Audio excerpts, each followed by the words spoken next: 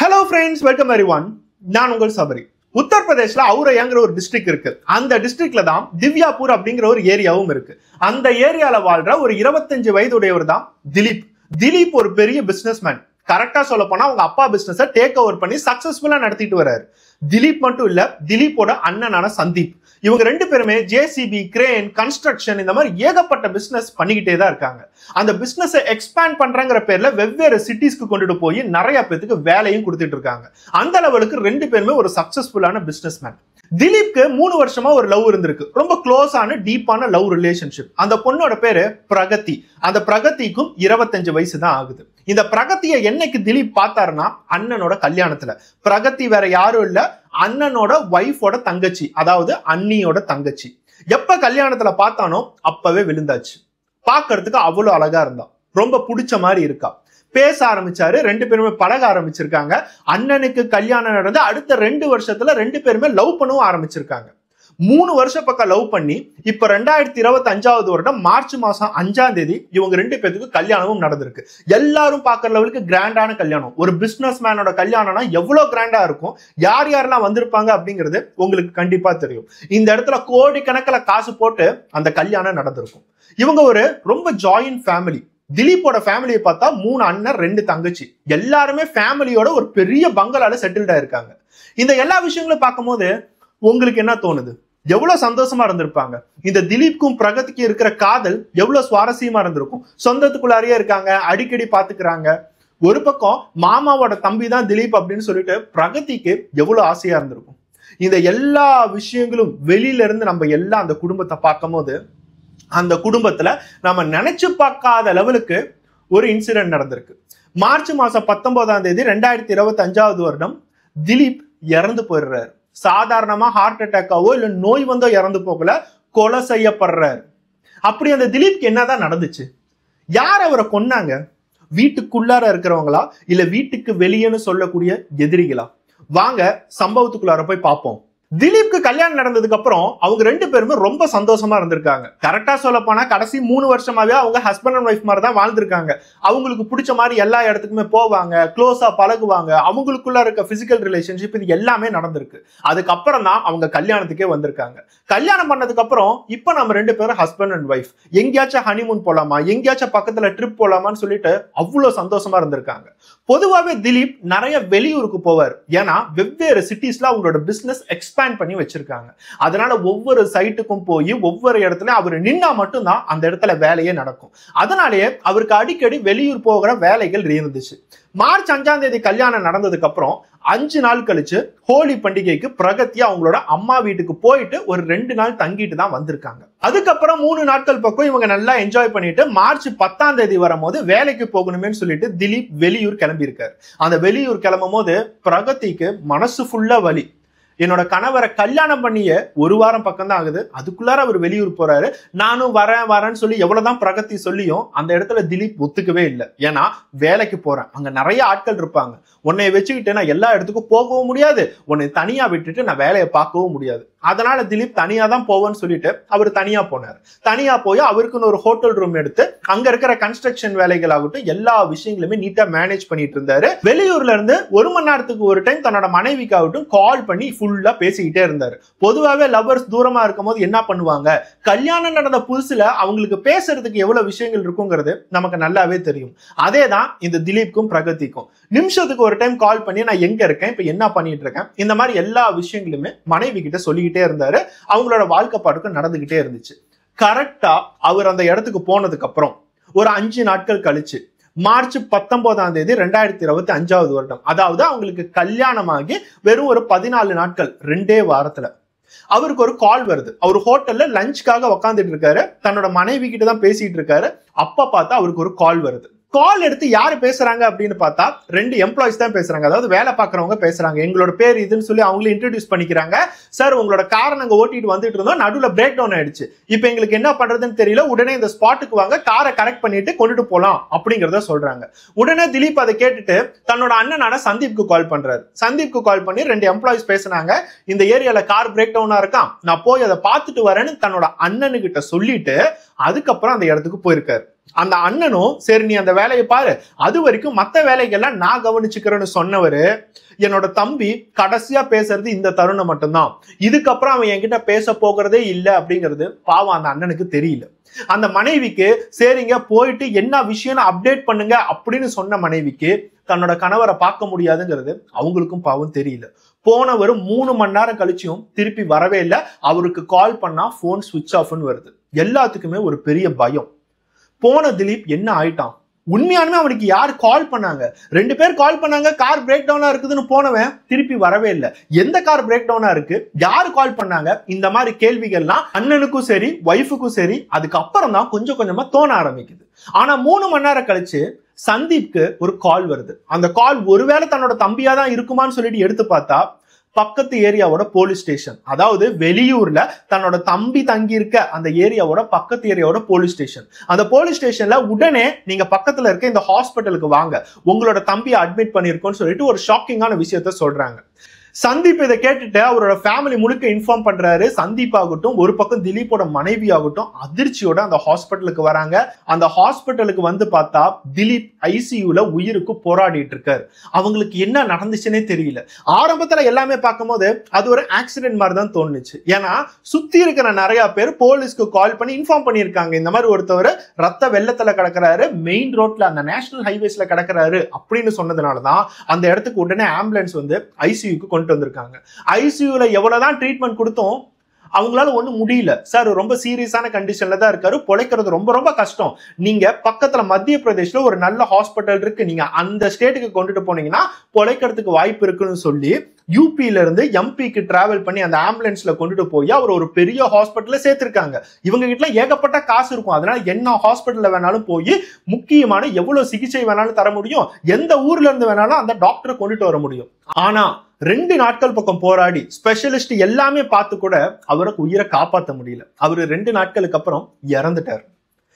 Accident எப்படி ஆனிச்சு அப்படின்னு கேட்டா யாருக்குமே தெரியல. சார் இவரோட பாடி மட்டும் தான் அந்த இடத்துல இருந்துச்சு, மற்றபடி ஆக்சிடென்ட் ஆன மாதிரி எந்த ஸ்பாட்டுமே இல்ல அப்படிங்கிறது போலீஸ்க்கு வந்த தகவல். சோ இந்த இடத்துல போலீஸ் நினைக்கிறது எல்லாமே ஒருவேளை இது மர்டராகவும் இருந்திருக்கலாம். அப்பதான் எஃப்ஐஆர் அந்த இடத்துல ஃபைல் பண்றாங்க.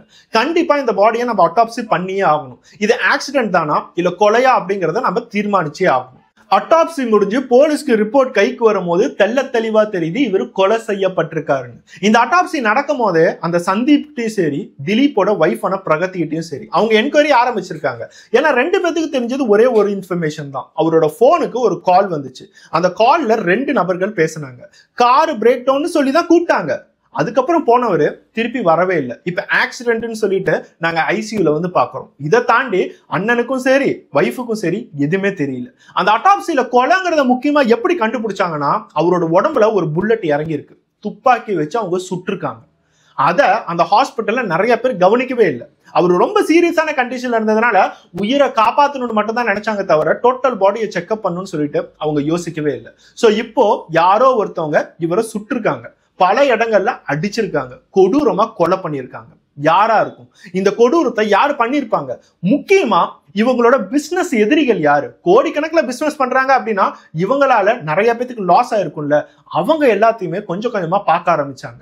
இந்த கொலை நடந்த சம்பவத்தப்ப யாரு சுத்தி இருக்கிற நெட்வொர்க் கனெக்ஷன்ல இருந்திருக்காங்க, யாரோட மொபைல்ல வேலை பார்த்திருக்கு, யாராச்சும் ஒருத்தவங்க இந்த பிசினஸோட எனிமீஸ்ன்னு சொல்ற எதிரிகளோட லிஸ்ட்ல கான்டாக்ட்ல இருக்காங்களா?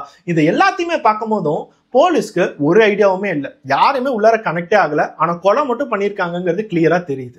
இறுதி சடங்குல அண்ணன் ஆகட்டும் டோட்டல் ஃபேமிலி ஆகட்டும் இதெல்லாம் தாண்டி பிரகதி கல்யாணம் பண்ணி வெறும் 15 நாட்கள் தான் ஆகுதுன்னு சொல்லிட்டு அவங்க கத்தி கதர்னதை யாராலையுமே தாங்க முடியல. அந்த லெவலுக்கு ஒரு சோகம். வெறும் 25 வயசு பையன் கல்யாணம் நடந்து வெறும் 15 நாட்கள்ல கொலை செய்யப்பட்டிருக்கான். போலீஸோட இன்வெஸ்டிகேஷன்ல மொதல் டீமா சைபர் டீமை தான் உள்ளார கொண்டுட்டு வராங்க. ஏன்னா அந்த நேரத்துல கடைசியா திலீப்க்கு கால் பண்ணது யாரு, அந்த மொபைல் நம்பரோட நெட்வொர்க் ஓனர் யாரு, இது எல்லாத்தையுமே பார்க்கும் போது நிறைய விஷயங்கள் ஃபேக்ல தான் வந்து முடியுது. யாரோ ஒருத்தவங்க பிளான் பண்ணிதான் திலீப் அந்த இடத்துக்கு கூப்பிட்டுருக்காரு. சரி ஓகே, திலீப் ஃபைனலா யார் யாருக்கெல்லாம் கால் பண்ணாரு? அவங்க அண்ணனுக்கு கால் பண்ணியிருக்காரு, வேலை பார்க்கறவங்களுக்கு கால் பண்ணியிருக்காரு, அரை மணி நேரத்துக்கு ஒரு டைம் தன்னோட ஒய்ஃபுக்கும் கால் பண்ணியிருக்காரு. எதுக்கு அரை மணி நேரத்துக்கு ஒரு டைம் ஒய்ஃபுக்கு கால் பண்ணாருன்னா 15 நாட்கள் தான் ஆச்சு கல்யாணம் நடந்து, வெளியூர் வந்துட்டாரு. சோ அடிக்கடி தன்னோட ஒய்ஃபு கிட்ட பேசுறதுங்கிறது சாதாரண விஷயம். ஒரு பக்கம் அவரோட மொபைல் ரெக்கார்ட்ஸ் எடுத்து ஏதாச்சும் கண்டுபிடிக்க முடியுமான்னு பார்த்தா யூஸ்ஃபுல்லான விஷயங்கள் எதுவுமே இல்ல. சைபர் நெட்வொர்க் ஒரு சைடு போனதுக்கு அப்புறம் சிசிடிவி கேமரா செக்அப் பண்ற டீம் எல்லாமே அந்த இடத்துக்கு வராங்க. அது ஒரு வில்லேஜ் ஏரியா, கன்ஸ்ட்ரக்ஷன் நடக்கிறது, நெட்வொர்க் டவர்லாம் அவ்வளவா இல்லாத ஒரு வில்லேஜ் ஏரியா. ஒரு வில்லேஜ் ஏரியா, கிராமம் அப்படின்னா அங்க எத்தனை சிசிடிவி கேமரா இருக்கும் அப்படிங்கிறது நமக்கு நல்லாவே தெரியும். 1 கிலோமீட்டருக்கு ஒரு டைமோ இல்ல 2 கிலோமீட்டர்ல ஒரு டைமோ தான் அந்த சிசிடிவி கேமராவே இருக்கு. இவர் தங்கியிருக்கிற ஹோட்டலோட சிசிடிவி கேமரா பார்க்கும் போது அவங்க சொன்ன டைம்ல இவர் ஹோட்டல் விட்டு வெளியே போயிருக்காரு அப்படிங்கிறது தெரிய வருது. அதுக்கப்புறம் இவர் போன ரூட் எல்லா இடங்கள்லயுமே வெவ்வேறு சிசிடிவி கேமராக்கள் எல்லாத்தையுமே பார்க்கும் போதுதான் அந்த ஸ்பாட், கார் எந்த இடத்துல பிரேக் டவுன் ஆனிச்சோ அந்த ஸ்பாட் வரைக்கும் அவங்க ட்ராக் பண்றாங்க. அந்த இடத்துல கார் பிரேக் டவுன் ஆன மாதிரி எந்த நியூஸுமே இல்ல. அந்த இடத்துல காரே அவங்களால கண்டுபிடிக்க முடியல. ஆனா அங்க இருக்கிற ஒரு சிசிடிவி கேமரா காட்சிகள்ல ஒரு பைக்ல 3 பசங்க உக்காந்து போகிறது அந்த சிசிடிவி காட்சிகளை கிளியரா தெரிஞ்சிருக்கு. அதுல நடுவுல உக்காந்து போகிறது திலீப் தான். சோ திலீப் இவங்க 2 பேத்துக்கிட்டையும் பேசி அந்த பைக்குக்கு நடுவுல உக்காந்து எங்கேயோ டிராவல் பண்ணியிருக்காரு. இவங்க 2 பேருக்கும் திலீப்க்கும் ஏதாச்சும் கான்டாக்ட் இருக்கா, எந்த நம்பிக்கையில திலீப் அந்த பைக்ல உக்காந்தாரு, இந்த மாதிரி எந்த விஷயங்களும் தெரியல. அந்த பைக்கோட ரெஜிஸ்ட்ரேஷன் நம்பர் சிசிடிவி கேமரால பதிவே ஆகல. ஏன்னா அந்த ரெஜிஸ்ட்ரேஷன் நம்பரை நல்லா கிறுக்கி விட்டுருக்காங்க. ஆனா போலீஸ்க்கு ஒரே ஒரு விஷயம் மட்டும் கிளியரா தெரிஞ்சிருச்சு. அந்த பைக்கை ஓட்டிட்டு இருந்தவனோட பேரு ராம்ஜி. அந்த ஃபேஸ பார்த்தோன்னே அந்த போலீஸ் ஸ்டேஷன்ல கண்டுபிடிச்சிட்டாங்க. சார், இவன் மேல ஆல்ரெடி 15 கேசஸ் பக்கம் நிறைய இருக்கு. 3 நாட்களுக்கு முன்னாடி தான் இவன் பெயிலே வெளியே வந்தான். இவன் எப்படி திலீப் சாரை கூட்டிட்டு போயிட்டு இருக்கான் அப்படின்னு கேட்கும் போதுதான் இந்த இடத்துல ஒரு கான்ட்ராக்ட் கில்லர் இருக்கான் அப்படிங்கிறது தெரிய வருது. ஏன்னா இந்த ராம்ஜி அப்படிங்கிறவன் நம்ம காசு கொடுத்தோம் அப்படின்னா யாரை வேணாலும் போய் கொலை பண்ணுவான். எவ்வளவு பெரிய ஆட்களா இருந்தாலும் பரவாயில்ல, பிளான் போட்டு கொலை பண்றதுல தகுதியானவன் சொல்லிட்டு போலீஸை எல்லா விஷயங்களுமே சொல்றாங்க. அதனாலதான் அவன் மேல இவ்வளவு கேசஸ் இருக்கு.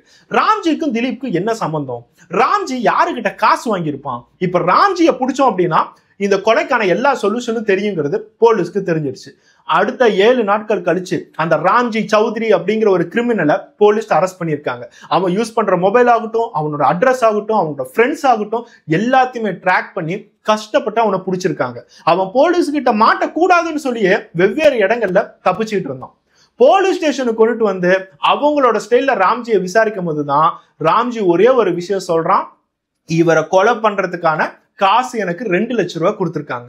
அந்த 2 லட்சம் ரூபாய் கொடுத்தது அனுராக் யாதவ் அப்படிங்கிற ஒரு பேரை சொல்றான். சோ இப்ப போலீஸ்க்கு தெரிய வேண்டியதெல்லாம் யார் இந்த அனுராக் ராதவ்? இந்த அனுராக் ராதவ் தான் அந்த பைக்ல உனக்கு பின்னாடி உக்காந்துட்டு இருந்தானா அப்படின்னு கேட்கும் போது இல்ல, இவனோட வேற ஒரு கூட்டாளி தான் அந்த இடத்துல உக்காந்துட்டு இருந்திருக்கான். அனுராக் எங்களுக்கு காசு மட்டும்தான் தந்தாரு, அதுக்கப்புறம் நாங்க ஒரு இடத்துக்கு போனோம், அந்த இடத்துல அனுராக் இருந்தாரு, நாங்க எல்லாருமே சேர்ந்துதான் கொலை பண்ண ட்ரை பண்ணோம் அப்படிங்கறத சொல்றாங்க.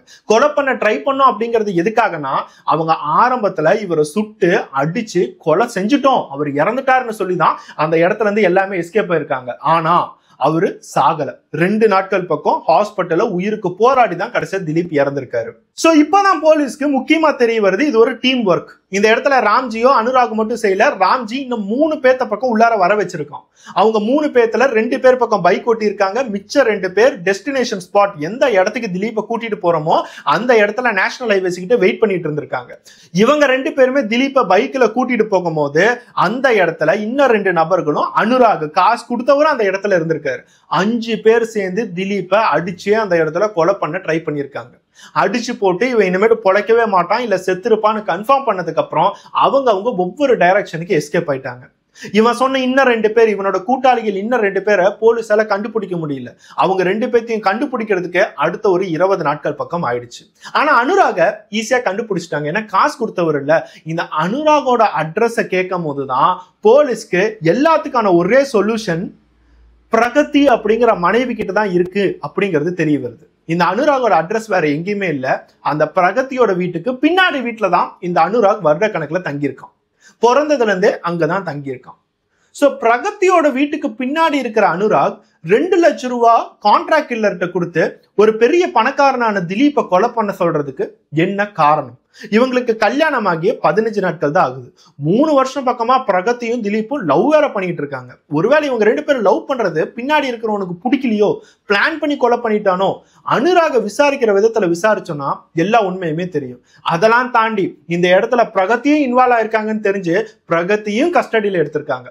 அனுராகுக்கு அடிக்கடி பிரகதி கால் பண்ண ரெக்கார்ட்ஸை சைபர் டீம் ஆல்ரெடி கிராக் பண்ணிட்டாங்க. சோ இப்ப பிரகதிக்கும் அனுராகுக்கும் என்ன ரிலேஷன்ஷிப்? இவங்க 2 பேருமே லவ் பண்றாங்க, இவங்க 2 பேருக்கு தப்பான ரிலேஷன்ஷிப் இருக்கு அப்படின்லாம் யாராலையும் சொல்ல முடியாது. ஏன்னா 3 வருஷம் பக்கம் உயிருக்கு உயிரா திலீப்பை லவ் பண்ணி தான் நீ கல்யாணமே பண்ணியிருக்க. இந்த மாதிரி ஏகப்பட்ட கன்ஃபியூஷன்ஸ் போலீஸ்க்கும் இருக்கு, பிரகதியோட ஃபேமிலிக்கும் இருக்கு. பிரகதியோட ஃபேமிலி ஆகட்டும், திலீப்போட ஃபேமிலி ஆகட்டும், இதுல பிரகதியும் இன்வால்வ் ஆயிருக்காங்கிறத யாராலையுமே நம்பவே முடியல. எல்லாருமே பாவப்பட்டது பிரகதிக்கு மட்டும்தான். கல்யாணமான 15 நாட்கள்ல பாவம் விதவை ஆயிட்டாலேன்னு சொன்னவ கடைசியா அவ தான் கொலை பண்ணாங்கிறத அவங்க வாயிலேயே சொல்றாங்க. இந்த பிரகதி அப்படிங்கிற பெண்மணி +2 முடிச்சதுக்கு அப்புறம் பெருசா எதுவும் படிக்கல, வீட்டுலதான் சும்மா உக்காந்துட்டு இருந்தாங்க. 2020 வருடம் கொரோனா டைம்ல பின்னாடி வீட்டுல இருக்கிற அனுராகும் வீட்டுல தான் இருந்திருக்காரு. பிஎஸ்சி முடிச்சதுக்கு அப்புறம் ஒர்க் ஃப்ரம் ஹோம்னு சொல்லிட்டு வீட்டுல இருந்திருக்காரு. அப்ப பார்த்துதான் பக்கத்து வீட்டுல இந்த மாதிரி ஒரு அழகான பொண்ணு இருக்கா அப்படிங்கறதே அவருக்கு தெரிய வருது. 2 பேருமே அடிக்கடி பார்த்திருக்காங்க, மாடி வழியா பேசியிருக்காங்க, அடிக்கடி மீட் பண்ணியிருக்காங்க. 2 பேருமே ஃப்ரெண்ட்ஸா இருக்காங்க. மொபைல் நம்பர் எல்லாம் எக்ஸ்சேஞ்ச் பண்ணி வீடியோ கால் ஆகட்டும், இந்த மாதிரி அப்படியே அவங்க ரிலேஷன்ஷிப் கொஞ்சம் கொஞ்சமா போக ஆரம்பிக்குது. கொஞ்ச நாட்கள் கழிச்சு வீட்டுல யாரும் இல்லாத போது பிரகதி அனுராக் வீட்டுக்கு போகிறதும், அனுராக் பிரகதி வீட்டுக்கு வந்து 2 பேரும் சொந்த பெட்ரூம்ல பாலியல் உறவு வச்சுக்கிற லெவலுக்கு இவங்களோட ரிலேஷன்ஷிப் கொஞ்சம் கொஞ்சமா டீப்பா இருக்கு. இந்த மாதிரி எல்லா விஷயங்களும் நடக்கும்போது கண்டிப்பா அப்பா அம்மாவுக்கு ஒரு நாள் தெரிய வரும்ல. அப்பதான் பிரகதியோட அப்பா அம்மாவுக்கு தன்னோட பொண்ணு பின்னாடி வீட்டுல இருக்கிற அனுராக் காதலிக்கிறா அப்படிங்கறது அவங்களுக்கு தெரிய வருது. அனுராக்கு வேலை எதுவும் இல்ல, சும்மா தான் இருக்கான். பிஎஸ்சி முடிச்சதுக்கு அப்புறம் எப்படி தன்னோட பொண்ணை கல்யாணம் பண்ணி தரது? தன்னோட பொண்ணோட வாழ்க்கையே போயிருமேன்னு சொல்லிட்டு அந்த பெற்றோர்கள் கொஞ்சம் கொஞ்சமா கவலைப்பட ஆரம்பிச்சாங்க. அப்போதான் அவங்களுக்கு ஒரு முக்கியமான ஐடியாவே கிடைச்சிச்சு. அந்த ஐடியா என்னன்னா, தன்னோட பெரிய பொண்ணை சந்தீப் அப்படிங்கிற ஒரு பணக்கார பையனுக்கு நம்ம கல்யாணம் பண்ணி தந்திருக்கோம். சந்தீப்போட தம்பியான திலீப் அடிக்கடி வீட்டுக்கு வந்து ரொம்ப ஆசையா தன்னோட இளைய பொண்ணுகிட்ட பேசிட்டு இருக்கான். அப்படின்னா ஒருவேளை நம்ம திலீப்க்கு கல்யாணம் பண்ணி வைக்கலாம்ல. தன்னோட இளைய பொண்ணான பிரகதிக்கு திலீப்பை கல்யாணம் பண்ணி வச்சோம் அப்படின்னா அக்கா தங்கச்சிங்க 2 பேருமே அண்ணன் தம்பிங்களை கட்டிட்டு ஒரே வீட்டுல வாழ்ந்தாங்க அப்படின்னா ரொம்ப சந்தோஷமா இருப்பாங்களேன்னு சொல்லிட்டு அந்த அப்பா அம்மா பிளான் பண்ணாங்க. அதுக்கு தகுந்த மாதிரியே தன்னோட பொண்ணான பிரகதி கிட்ட, நீ அனுராக் டோட்டலா மறந்துரு, அவனுக்கு சம்பாத்தியம் ஒண்ணுமே இல்ல, அவன் கண்டிப்பா உன்னை வச்சு நல்லா பாத்துக்கவே மாட்டான், நீ திலீப்பை கல்யாணம் பண்ணிக்கோ, கோடிக்கணக்கில் காசு இருக்கு, சந்தோஷமா காரு பங்களான்னு சொல்லிட்டு வாழலாம்னு சொல்லிட்டு கொஞ்சம் கொஞ்சமா ஆசை காட்ட ஆரம்பிச்சாங்க. ஆரம்பத்துல தன்னோட பொண்ணுகிட்ட அந்த ஆசையெல்லாம் காட்டும் போது பொண்ணும் அதை ஏத்துக்கிட்டு திலீப்பு கிட்ட பேச ஆரம்பிச்சு திலீப் நம்மளை லவ் பண்றான்னு தெரிஞ்சதுக்கு அப்புறம் அதுக்கு ஓகேவும் சொன்னான். 3 வருஷம் பக்கம் எல்லாத்துக்கும் தெரியற மாதிரி தான் திலீப்பும் பிரகதியும் லவ் பண்ணிட்டு இருந்தாங்க. இது அனுராகுக்கும் தெரியும், ஏன்னா பின்னாடி வீட்டுல அவன் பார்த்துக்கிட்டு தானே இருக்கான். இப்ப என்னையை கழட்டி விட்டுட்டு இவங்க 2 பேருமே நல்லா இருக்காங்களா, இவங்க 2 பேருமே கல்யாணம் பண்ணிக்கிறாங்களா அப்படிங்கிற வைத்தறிச்சல் அவனுக்கு இருக்கும்ல. அதுக்கப்புறம் கல்யாணம் எல்லாம் நடந்ததுக்கு அப்புறம் அனுராகால தாங்க முடியல, அதனாலதான் அனுராக் கொலை பண்ணிட்டான்னு நிறைய பேர் நினைச்சாங்க. ஆனா அதுவும் இல்ல.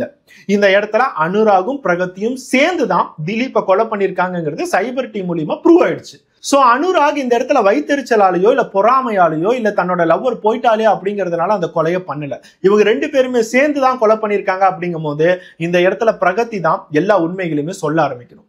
பிரகதி என்ன சொல்றாங்க, என்னை ஆரம்பத்துல எங்க அப்பா அம்மா ரொம்ப டார்ச்சர் பண்ணாங்க. திலீப்பை லவ் பண்ற மாதிரி பண்ணு சொல்லிட்டு நான் லவ் பண்ற மாதிரியே பண்ணேன். எனக்கு என்ன பண்றதுன்னே தெரியல, இல்லாட்டி நான் செத்துருவேன்னு சொல்லிட்டு என்னை பிளாக்மெயில் பண்ணாங்க. அதனாலதான் நான் திலீப்பை லவ் பண்ற மாதிரி எல்லாமே ஆக்ட் பண்ணேன். கல்யாணம் பண்ணதுக்கு அப்புறம் என்னால முடியல, அந்த ஒரு நரகத்துல என்னால வாழ முடியல. மனசுல ஒருத்தவனை வச்சுக்கிட்டு வேற ஒருத்தனை கல்யாணம் பண்ண முடியாது. அதனாலதான் நானும் அனுராகும் சேர்ந்து கொலை பண்ணோம் அப்படிங்கிற கிளியரான ஸ்டேட்மெண்ட்டை போலீஸ் கிட்ட தராங்க. இந்த எல்லா விஷயங்களுமே போலீஸோட என்கொயரியில நீட்டா எழுதிட்டு இருக்கும் போதுதான் சைபர் டீம் இன்னொரு விஷயத்தை கண்டுபிடிச்சு போலீஸ் கிட்ட ரொம்ப கிளியரா சொன்னாங்க. ஆக்சுவலா பிரகதி ஸ்ட்ரெஸ்னாலயோ இல்ல தன்னோட அப்பா அம்மா வந்து ரொம்ப ஃபோர்ஸ் பண்ணாங்க அப்படிங்கறதுனாலயோ லவ் பண்ற மாதிரி நடிச்சு கல்யாணம் பண்ணி கொலை பண்ணல. இவங்களோட போன் சாட்ஸ் அண்ட் ரெக்கார்ட்ஸ் எடுத்து பார்க்கும் போது இது ஒரு ப்ரீ பிளான்டு மர்டர் அப்படிங்கிறது தெரிய வருது. ப்ரீ பிளான்டு மர்டர்னா 3 வருஷத்துக்கு முன்னாடியே செஞ்ச ஒரு ப்ரீ பிளான்டு மர்டர். கரெக்டா சொல்ல போனா பிரகதியும் அனுராகும் 2 பேருமே லவ் பண்ணிட்டு இருந்த காலத்துல 2 பேத்துக்குமே காசு இல்லைங்கிறது நல்லாவே தெரியும். எப்படியாச்சும் நம்ம கையில ஒரு காசு வராதா, எப்படியாச்சும் நம்ம நல்ல பணக்காரங்க ஆகி வாழ மாட்டோமான்னு சொல்லிட்டு 2 பேருமே ஏக்கத்தோட லவ் பண்ணிட்டு இருக்கும் போதுதான் அப்பா அம்மா வந்து நீ திலீப்பை காதலி, அவன் பெரிய பணக்கார பையன், அவனை கல்யாணம் பண்ணிக்கோ அப்படின்னு சொல்லிட்டு பிரெயின் வாஷ் பண்ண ஆரம்பிக்கிறாங்க. அப்போதான் பிரகதிக்கு ஒரு மெயினான ஐடியாவே வந்துச்சு. அப்பா அம்மா சொல்ற மாதிரி நான் அவனை கல்யாணம் பண்ணிக்கிறேன், 3 வருஷம் லவ் பண்ணி கல்யாணம் பண்ணிக்கிறான். அப்பதான் எல்லாத்துக்குமே ஒரு பெரிய ஸ்ட்ராங்கான நம்பிக்கை வரும். அவனை லவ் பண்ணும் போது அவன் கூட எவ்வளவு க்ளோஸா இருக்கணுமோ இருந்து அவன் கூட பிசிக்கல் ரிலேஷன்ஷிப் எல்லாமே வச்சு அவனோட நம்பிக்கையை ஃபர்ஸ்ட் நான் வாங்குறேன். அதுக்கப்புறம் கல்யாணம் பண்ணி நம்ம பிளான் பண்ணி அவனை கொலை பண்ணோம் அப்படின்னா அவனுக்கு கிடைக்க வேண்டிய பாதி சொத்து, சந்தீப்க்கு பாதி சொத்து, இன்னொரு சைடு திலீப்க்கு பாதி சொத்து, அந்த கோடிக்கணக்கான சொத்து எனக்கு தான் கிடைக்கும். அதை கிடைச்சதுக்கு அப்புறம் நீ என்னை பொண்ணு கேளு, என்னோட அப்பா அம்மா நான் விதவையா தானே இருக்கேன் அப்படின்னு நினைப்பாங்க. அப்பயும் நீ பொண்ணு கேட்ட அப்படின்னா இவங்க 2 பேரும் முன்னாடியே லவ் பண்ணியிருக்காங்க, பொண்ணோட சந்தோஷம் தான் முக்கியம்னு சொல்லிட்டு அவங்க கல்யாணமும் பண்ணி வைப்பாங்க. நம்ம 2 பேருமே சந்தோஷமா வாழலாம். ஆனா இந்த 3 வருஷம் நம்ம தியாகம் பண்ணி தான் ஆகணும். நான் வேற ஒருத்தன் கூட இருக்கிறத நீ சகிச்சுக்கிட்டு தான் ஆகணும். இது எல்லாமே பண்ண அப்படின்னா 3 வருஷத்துக்கு முன்னாடி ப்ரீ பிளான்டா எப்படி எல்லாத்தையும் எக்ஸிக்யூட் பண்றதுன்னு சொல்லி தான் இந்த கல்யாணத்தையே பண்ணியிருக்காங்க. அதுக்கான ப்ரூஃப் எல்லாமே சைபர் டீம் கிட்ட கிடைச்சிருக்கு. இப்பதான் தெரியுது அனுராக் என்ன மாதிரி போய் சொல்லியிருக்கான், இன்னொரு சைடு பிரகதி என்ன மாதிரிலாம் போய் சொல்லியிருக்கா, கடைசியா கதை எப்படி போயிட்டு இருக்கு அப்படிங்கிறது போலீஸ்க்கு ஒரு ட்விஸ்டா தான் இருக்கு. இதை கண்டுபிடிச்சதுக்கு அப்புறம் தான் அவங்க 2 பேர்த்தையும் விசாரிக்கிற விதத்துல விசாரிக்கும் போது ஆமா இதுதான் கதை அப்படிங்கிறத ஒத்துக்கிட்டாங்க. கல்யாணம் பண்ணதுக்கு அப்புறம் 5 நாட்கள் கழிச்சு ஹோலி பண்டிகைக்கு நான் வீட்டுக்கு வரேன்னு சொல்லிட்டு இவ அனுராக்கு தான் பேசியிருக்கா. அனுராக் மட்டும் இல்லாம அனுராக கான்டாக்ட் பண்ண இந்த கான்ட்ராக்ட் கில்லர்ஸ் எல்லாமே சேர்ந்து என்னென்னலாம் பண்ணலான்னு பிளான் பண்ணியிருக்காங்க. அன்னைக்கு அனுராகோட வீட்டுல அவ ஸ்டே பண்ணியிருக்கா. அனுராகோட வீட்டுல அவங்க அப்பா அம்மா இல்லாத போது வேற ஒருத்தவரோட மனைவியா, அதாவது திலீப்போட மனைவியா அனுராகோட வீட்டுல சீக்கிரட்டா அவன் கூட பெட்ரூம்ல அவ தங்கியிருக்கா. நைட்டு ஃபுல்லா 2 பேருமே எப்படி கொலை பண்ணலாம், என்னெல்லாம் சான்ஸ் நம்ம யூட்டிலைஸ் பண்ணலாம்னு சொல்லிட்டு பிளான் பண்ணியிருக்காங்க. இதெல்லாம் பண்ணதுக்கு அப்புறம் தான் அவ திருப்பி வீட்டுக்கு வந்திருக்கா. திலீப் கிட்ட ரொம்ப ஆசையா இருக்கிற மாதிரியும் நீங்க எந்த வெளியூருக்கு போனீங்கனாலும் 1/2 மணி நேரத்துக்கு ஒரு டைம் எனக்கு கால் பண்ணி அப்டேட் பண்ணணும் அப்படிங்கறத கேட்டிருக்கா. ஒவ்வொரு டைம் திலீப் கால் பண்ணி அப்டேட் பண்ணும் போது அந்த அப்டேட் ஸ்ட்ரெயிட்டா அனுராகுக்கு போய்கிட்டே தான் இருந்திருக்கு. இவர் வெளியூர் போகிறதுக்கு 3 நாளைக்கு முன்னாடி அனுராக்கு தெரியும் திலீப் 3 நாளைக்கு அப்புறம் வெளியூர் போக போறாரு, அந்த வெளியூர்ல தான் நம்ம கொலை பண்ணணும்னு சொல்லிட்டு அவங்க பிக்ஸ் பண்ணிட்டாங்க. திலீப் மத்தியானம் 1:30 மணிக்கு வேலையெல்லாம் முடிச்சுட்டு நான் லஞ்சுக்கு வரேன்னு சொல்லிட்டு ஹோட்டலுக்கு வரும்போது இந்த சைடு அனுராக்கு தெரிய வந்திருக்கு. சரி இப்ப அவன் ஹோட்டல்ல தான் இருக்கான், யாரும் அவன் கூட இல்ல. கால் பண்ணி கார் பிரேக் டவுன் ஆயிடுச்சுன்னு சொல்லுங்க, இந்த ஸ்பாட்டுக்கு கூப்பிடுங்கன்னு சொல்லிட்டு எல்லா இன்ஸ்ட்ரக்ஷன் கொடுத்துதான் ஒவ்வொரு ஸ்டெப்பா நவுத்திட்டு வந்திருக்காங்க. கடைசி வரைக்கும் திலீப்க்கு அந்த இடத்துக்கு போய் நம்ம 2 பேர்கிட்ட பேசுறோம், அவங்க 2 பேரும் நம்மள எம்ப்ளாயிஸ் தான் போல, நம்ம எம்ப்ளாயிஸ் கூட தான் பைக்ல உட்காந்து போறோம்னு சொல்லி நினைச்ச திலீப்க்கு பைக் எடுத்துக்கிட்டு வேற ஒரு இடத்துக்கு போகும்போது தான் நம்ம வேற ஏதோ ஸ்பாட்டுக்கு வந்திருக்கோம், இந்த இடத்துல நம்மள கொலை பண்ண போறாங்கிறது தெரிய வந்திருக்கு. ஆனா பாவம் அவருக்கு தெரிய வரும்போது அந்த 5 பேருமே சேர்ந்து அவர் அன்கான்சியஸ் ஆகிற லெவலுக்கு அடிச்சிருக்காங்க, சுட்டிருக்காங்க. கடைசி வரைக்கும் சாகர வரைக்கும் அந்த திலீப் அப்படிங்கிற பையனுக்கு தன்னோட மனைவி 3 வருஷமா உயிருக்குயிரா காதலிச்சு கல்யாணம் பண்ண மனைவி தான் நம்மளை கொலை பண்றதுக்கு ப்ரீ பிளான் பண்ணியிருக்காங்கிறது பாவம் அந்த அப்பாவி பையனுக்கு தெரியாம போயிடுச்சு. அவன் பணக்காரன் தான், ஆனா அந்த பணத்துக்கான திமிரை என்னைக்குமே வெளியே காட்ட மாட்டான்னு சொல்லிட்டு அவங்க வீட்டுல சொல்றாங்க. எல்லாத்துக்கிட்டையுமே அவன் சகஜமா தான் பழகுவான். இந்த இடத்துல பிரகதி அப்படிங்கிற பொண்ணு ஒரு மிடில் கிளாஸ் ஃபேமிலி சேர்ந்த பொண்ணு தான். அவளை லவ் பண்ணான். எதுக்காகனா அவளை ரொம்ப பிடிச்சிருந்துச்சு, ரொம்ப மரியாதையான ஃபேமிலி, மரியாதையான பொண்ணுன்னு சொல்லிட்டு லவ் பண்ணான், உயிருக்குயிரா லவ் பண்ணான். நாங்க ஆரம்பத்திலேயே பிரகதி வேண்டாம், ஆல்ரெடி அந்த வீட்டுல இருந்து ஒரு பொண்ணு எடுத்திருக்கோன்னு சொல்லியும் அவன் தான் கண்டிப்பா இந்த பொண்ணை நான் காதலிச்சா நான் இவ்வளவுதான் கல்யாணம் பண்ணுவேன்னு சொல்லிட்டு கல்யாணம் பண்ணான். அப்படிப்பட்ட உண்மையான அப்பாவி பையனுக்கு இவங்க கொடுத்தது ஒரு கொடூரமான சாவு, அதுவும் பிச்சை காசுக்காக. இந்த வாக்குமூலம் எல்லாத்தையுமே போலீஸ் வாங்கினதுக்கு அப்புறம் சார்ஜ் ஷீட் ஃபைல் பண்ணி அந்த கூலிக்காரங்களாகட்டும், அனுராக் ஆகட்டும், பிரகதி ஆகட்டும் எல்லாருமே இப்ப ஜெயில தான் இருக்காங்க. இவங்களுக்கு கண்டிப்பா கடுமையான தண்டனை கிடைக்கும் அப்படிங்கறத சொல்லியிருக்காங்க. ஏன்னா பையன் வீட்டு சைட்ல கோடிக்கணக்கில் காசு வச்சிருக்காங்க. முக்கியமான ஒரு லாயரை கொண்டுட்டு வந்தாவது அவங்களுக்கு தூக்கு தண்டனை வாங்கி தரணும்னு சொல்லிட்டு அவங்களோட மனசுல ஒரு வெறி இருந்துகிட்டே தான் இருக்கும். இந்த வீடியோ பார்த்துட்டு இருக்கவங்க எல்லாருமே அனுராக் பிரகதியை பத்தி என்ன நினைக்கிறீங்க? இன்னொரு சைடு கூலிக்கு காசு வாங்கிட்டு கொலை பண்றவன் எப்பயுமே இருந்துகிட்டே தான் இருப்பான், அவனை நம்ம ஜட்ஜ் பண்ணவே முடியாது. ஆனா இந்த இடத்துல காசு கொடுத்து கொலை செய்ய சொன்ன அந்த பிரகதி ஆகட்டும், அனுராக் ஆகட்டும் எவ்வளவு பெரிய கேவலமான வாழ்க்கையை வாழ்ந்திருக்காங்கிறத கொஞ்சம் யோசிச்சு பாருங்க. எவனாச்சும் ஒருத்தன் அவனோட லவ்வர்கிட்ட போய் நீ இன்னொருத்தவங்க கூட போய் பழகு, அவன் கூட பெட்ரூம்ல போய் சந்தோஷமா இரு, எல்லா விஷயங்களையுமே பண்ணு, ஒரு 3 வருஷம் நம்ப வச்சு கல்யாணத்தை பண்ணு, அதுக்கப்புறம் கொலை பண்ணிட்டு நம்ம 2 பேரும் ஜாலியா வரலாமேன்னு சொல்லிட்டு எவனாச்சும் ஒருத்தன் கேவலமா இந்த மாதிரி சொல்லுவானா? அப்படி சொல்றவனா இருந்தா அவன் எவ்வளவு பெரிய கேவலமான பிறவியா இருப்பான்னு சொல்லிட்டு கொஞ்சம் யோசிச்சு பாருங்க. தன் கூட இருக்கிற பெண்ணை நம்ம மரியாதையா வச்சிருக்கணும், பாதுகாப்பா வச்சிருக்கணும்னு இருக்கிற எல்லா ஆம்பளைங்களோட மனசுல இந்த மாதிரி சில கேவலமான மிருகங்களால அந்த ஆம்பளைங்களுக்கே கேவலம் தான் சேருது. இதெல்லாம் தாண்டி பிரகதி அந்த இடத்துல அனுராக் சொன்னாலும் அந்த பிரகதி என்ன பண்ணியிருக்காங்கிறத கொஞ்சம் யோசிச்சு பாருங்க. ஆரம்பத்துல இந்த ஐடியாவை கொண்டுட்டு வந்ததே பிரகதி தானா. நான் அவன் கூட இருக்கேன், 3 வருஷமா போய் லவ் பண்ற மாதிரி நடிக்கிறேன், எல்லாமே நான் பண்றேன். இந்த மாதிரி விஷயங்கள்லாம் கேட்கறதுக்கு எவ்வளவு அருவருப்பா இருக்கு. கரெக்டா சொல்ல போனா இந்த மாதிரி பெண்களுக்கு எல்லாம் காசு, அந்த நோட்டு மட்டும் தான் கண்ணுக்கே தெரிய வருது. இவங்களுக்கு எல்லாம் வந்து ஒரு செக்ஷுவல் ரிலேஷன்ஷிப் இவர் கூட வைக்கணும் அப்படிங்கிறது அவங்களாம் ரொம்ப எமோஷனலா ஃபீலே பண்ண மாட்டாங்க. அப்படி ஃபீல் பண்ணல அப்படின்னா எதுக்காக அவங்க இந்த இடத்துல இந்த மாதிரி கல்யாணம் பண்ணணும்னு நினைக்கிறாங்க? வேற எவ்வளவோ தொழில் இருக்குது இல்ல, அதை பார்த்திருக்கலாம்ல. அனுராக் கல்யாணம் பண்ணிட்டு தன்னோட மனைவியை வச்சு தொழில் பண்ணிருக்கலாம்ல. இந்த மாதிரி விஷயங்கள்லாம் பண்றத பப்ளிக்காவே பண்ணாம நான் மறைமுகமா வேற மாதிரி பண்றேன், 3 வருஷம் நான் தொழில் பண்றேன், அதுக்கு தகுந்த மாதிரி எனக்கு கோடிக்கணக்கில் காசு கிடைக்கும், இந்த மாதிரி லாஜிக்ல தான் இவங்க 2 பேருமே ஆக்சுவலா பண்ணிட்டு இருந்திருக்காங்க. ஒருத்தவனுக்கு சம்பாதிக்க வக்கில்ல அப்படின்னா அவனுக்கு எதுக்கு அந்த காதல், அவனுக்கு எதுக்கு அந்த கல்யாணம்? அடுத்தவன் காசை நீ எடுக்கணும் அப்படின்னு நினைச்சீன்னா முதல் விஷயம், நீ வாழ்றதுக்கே தகுதி இல்லாதவன் தான் சொல்லணும். இந்த வீடியோ பார்த்துட்டு இருக்க நீங்க அனுராகுக்கும் சரி பிரகதிக்கும் சரி என்ன தண்டனை கொடுத்தா இவங்களுக்கு கரெக்டா இருக்கும்? என்ன மாதிரி தண்டனை கொடுத்தா அடுத்தது ஒருத்தவங்க காதல் அப்படிங்கிற பேர்ல விளையாட மாட்டாங்க? என்ன மாதிரி தண்டனை கொடுத்தா அடுத்தது ஒரு பெண்மணியோ இல்ல ஒரு ஆணோ இன்னொருத்தவனோட சொத்துல ஆசைப்பட மாட்டான்? என்ன மாதிரி தண்டனை கொடுத்தா அடுத்தது ஒரு பொண்ணு ஏமாத்தி கொலை பண்ணி என்னோட கணவரோட சொத்து பாதி வேணும், டிவோர்ஸ் பண்றேன் பாதி வேணும்னு சொல்லிட்டு வந்து அந்த கோர்ட்ல நிக்க மாட்டான்? அந்த மாதிரி ஒரு தண்டனையை கண்டிப்பா கமெண்ட் பண்ணுங்க.